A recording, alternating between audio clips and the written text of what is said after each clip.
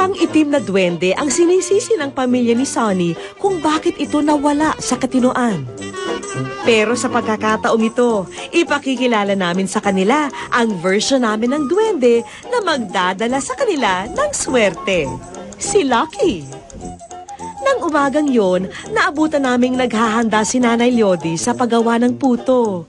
Lingid sa kanyang kaalaman, parating na si Lucky sa kanyang likuran.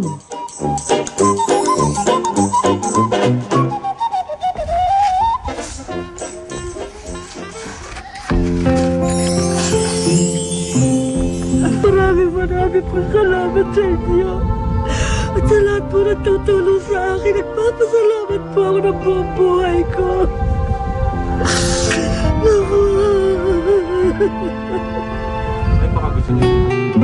Agad din pinuntahan ni Nanay Lodi si Sonny upang iparating ang magandang balita. Ngunit nananatili pa ring blanco ang mukha ni Sonny. Sasama ka ba sa amin? Pupunta sa doktor. Sa tubahan niya ako. Wala akong sakit. Kailangan na sumama ka muna doon. Sunod na nabalot ng tensyon ang paligid. Kaya kumakain na ilibing na magkakapatid eh. Buhay pa kayo. Bumili ka sigarilya. Kilala kasi si Sonny sa pagiging bayolente. Nangangamba ang lahat na maaring magwala ito sa oras na makalabas siya ng piitan. Pero nang iharap namin sa kanya si Lucky, akalain niyong nag-iba ang kanyang timpla. Ngumingiti na si Sonny. Sa mga taping po, sasama po ako. Sasama tayo sa kanila. Ha? Sige.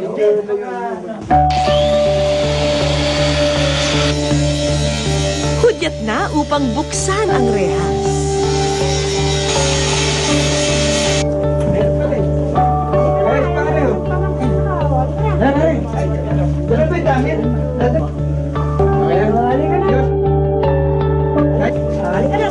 Alis kami.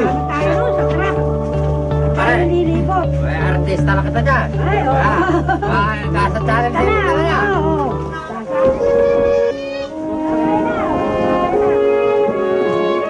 Hindi. Sa tagal na ilo kita malayan.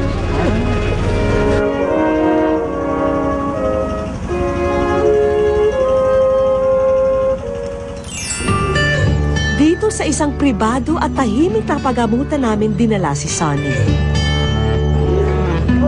Tila wala pa rin siyang kaalam-alam sa mga nagaganap sa kanyang kapaligiran. Pero bago ipasok sa kanyang silid si Sonny, pababaunan muna namin siya ng mga magagandang alaala.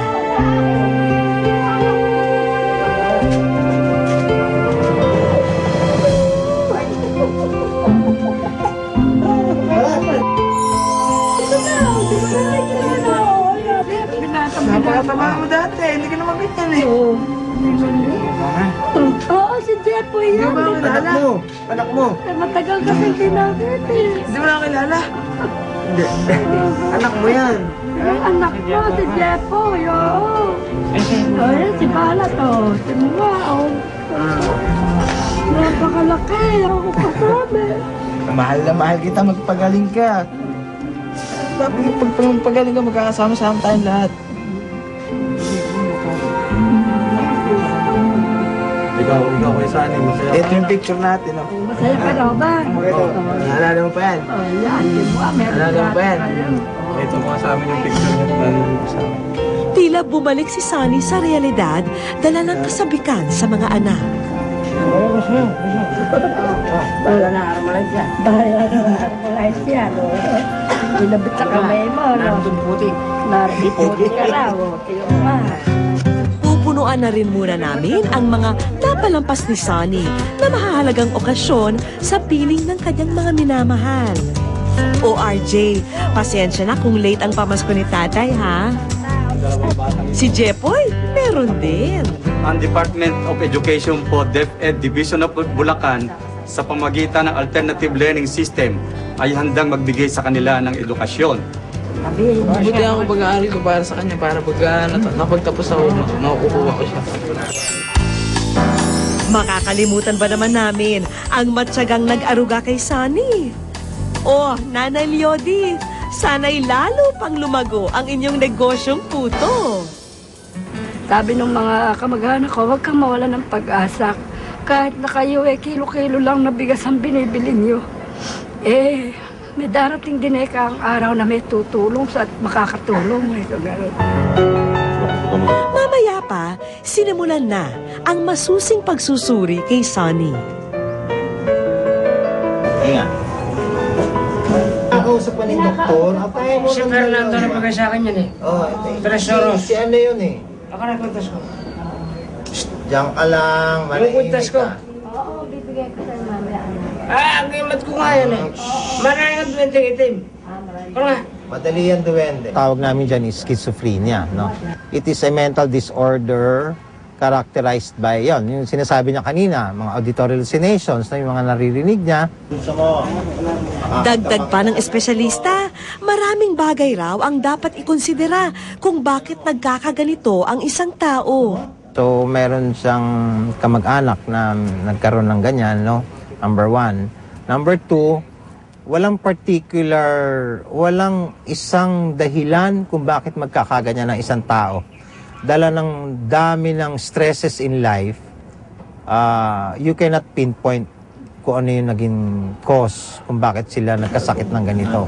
Kung sakalit magamot siya, hindi naman totally na gumaling, no? Yung pwede siya maging functional. Sa isolation room na ito, inihatid si Sunny ng kanyang pamilya. Umaasa silang sa kanilang pagbalik, 1 buwan mula ngayon, may pagbabago na kay Sunny. Mapalad pa rin maituturing si Sunny dahil sa kabila ng lahat ng ito, hindi tumakas at nananatili sa kanyang tabi ang mga taong tunay na nagmamahal sa kanya.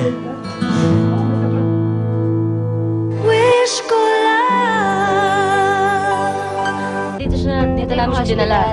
Ito yung hospital na pinagdala na. Tunghayan ang kwento ni Aiza Segura at ng inang tinulungan nila sa panganganak sa kasagsagan.